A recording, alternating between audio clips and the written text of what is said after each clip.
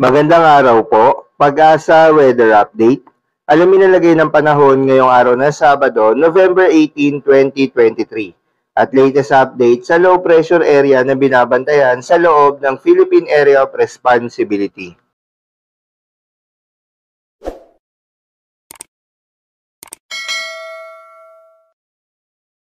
So unahin po muna natin itong low pressure area na kasalukuyan ay binabantayan pa rin natin. Pumasok na po ng ating Philippine Area of Responsibility itong low pressure area and yung latest location niya po ay nasa 730 kilometers silangan ng northeastern Mindanao.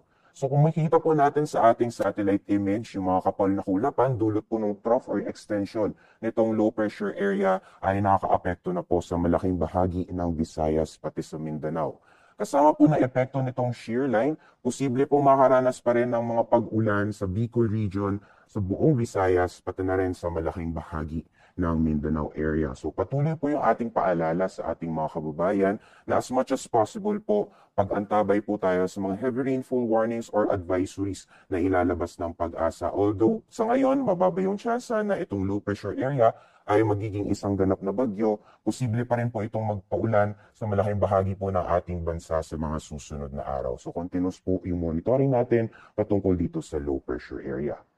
Sa nalalabing bahagi naman po ng ating bansa, patuloy yung epekto ng northeast monsoon or hanging amihan sa malaking bahagi ng Luzon. So kung makikita po natin, magiging maulap ang kalangitan sa ilang bahagi ng Cagayan Valley, pati na rin sa Apayao, dulo po yan epekto ng amihan. And then for the rest of Luzon naman, although fair weather conditions po tayo, posible pa rin yung may hinang pag-ulan o mga pag-ambon.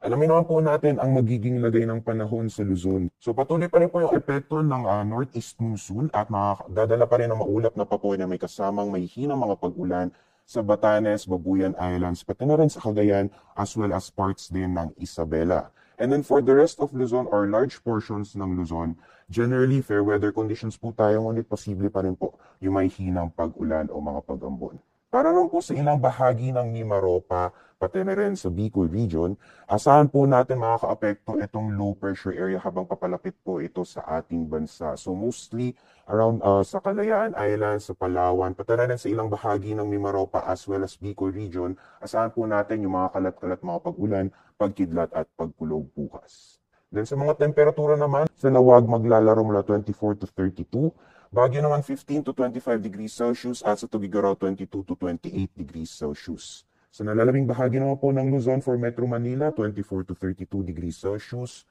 22 to 27 degrees Celsius sa Tagaytay, 24 to 31 degrees Celsius sa Legazpi City, and maximum temperatures sa Kalayaan Islands pati na rin sa Puerto Princesa, aabot ng 32 degrees Celsius. So magiging lagay naman po ng panahon sa Visayas at Mindanao. Kung makikita po natin buong Kabisayaan pati na rin malaking bahagi ng Mindanao ay maapektuhan ng pag-ulan dulot na epekto nitong low pressure area. So patuloy po yung ating paalala sa ating mga kababayan na posible po yung mga pagbaha o landslides na dulot ng katamtaman hanggang sa malalakas mga pag-ulan dahil dito sa LPA. So continuous monitoring po tayo ng mga heavy rainfall warnings and advisories na ilalabas ng Pag-asa. Nakikita po natin yan sa ating mga social media accounts. Then for the western sections naman ng Mindanao area, so dyan po sa Zamboanga Peninsula, as well as sa Bangsamoro, and then Soc-Sargen, generally fair weather conditions po tayo, although mataas po yung tsansa na makakaranas tayo ng mga isolated rain showers or thunderstorms. So magiging temperatura naman sa ilang syudad sa Visayas, sa Iloilo, maglalaro mula 27 to 30 degrees Celsius. Medyo may kalamigan po sa Cebu, maglalaro mula 25 to 28 degrees Celsius at sa Tacloban 24 to 28 degrees Celsius. And then sa mga temperatura naman sa ilang syudad sa Mindanao, for Cagayan de Oro, 26 to 29 degrees Celsius, 25 to 31 sa Metro Davao, at sa Zamboanga naman, 25 to 35 degrees Celsius. So, dapat naman po tayo sa magiging lagay ng ating karagatan sa mga susunod or sa susunod na 24 oras.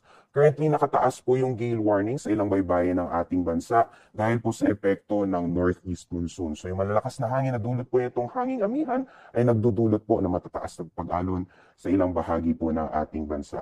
So currently nakataas po yung gale warnings sa mga baybayin ng Northern Luzon. Kasama po dyan ang baybayin ng Ilocos Norte, Ilocos Sur, La Union, Pangasinan, Batanes, Cagayan kasama ang Babuyan Islands, Isabela at Aurora area. Meanwhile, nakataas din po yung gale warning sa northern coast ng Quezon, kasama po dyan ang northern at eastern coast ng Pulilio Islands, pati na rin po sa Calaguas Islands, sa Rapu-Rapu, as well as sa ilang baybayin po ng Sorsogon sa Bulusan, Barcelona, Gubat at Prieto Diaz.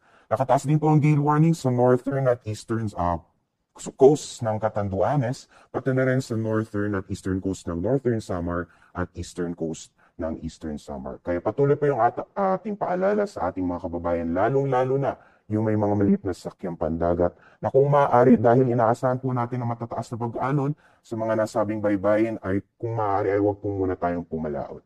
And then alamin naman po natin ang magiging lagay ng panahon sa mga piling syudad sa ating bansa sa susunod na linggo. So patuloy pa rin po yung epekto ng amihan sa Metro Manila. Generally fair weather pa rin po tayo mula Sunday hanggang Tuesday. And then mostly mga pag-ambon ang posibleng maranasan ng mga pag-ulan. Agwat naman po ng temperatura, maglalaro mula 23 to 33 degrees Celsius. So Baguio City naman, medyo may kalakas yung epekto ng amihan, magdadala po ng maulap na kalangitan na may kasamang may hinang pag-ulan. And then sisikat po si Haring Araw, medyo makikita po natin yung Haring Araw pagdating ng Monday and Tuesday. And then posible pa rin po yung may hinang pag-ulan o mga pag-ambon. Then agwat naman po ng temperatura, maglalaro mula 14 to 25 degrees Celsius.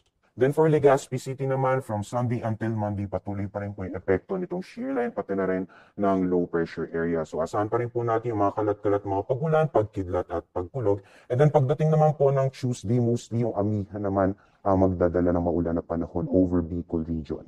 So agad naman po ng temperatura, maglalaro mula 23 to 31 degrees Celsius. Sa Metro Cebu naman, yun din, from Sunday until Monday, magdadala pa rin po ng maulan panahon, itong low pressure area, pati na rin ang shear line, and then improving weather conditions po tayo pagdating ng Tuesday, although may chances pa rin po ng mga panandaliang buhos ng ulan dulot ng mga localized thunderstorms. Agad ng temperatura sa Metro Cebu, maglalaro 25 to 31 degrees Celsius. And then for Metro Davao, simula Sunday ay improving weather conditions na po tayo hanggang sa mga susunod na araw po yan. And then kung makikita po natin, generally fair weather, although may mga chances pa rin po ng isolated rain showers with thunderstorms. Agwat ng temperatura, maglalaro mula 24 to 33 degrees Celsius.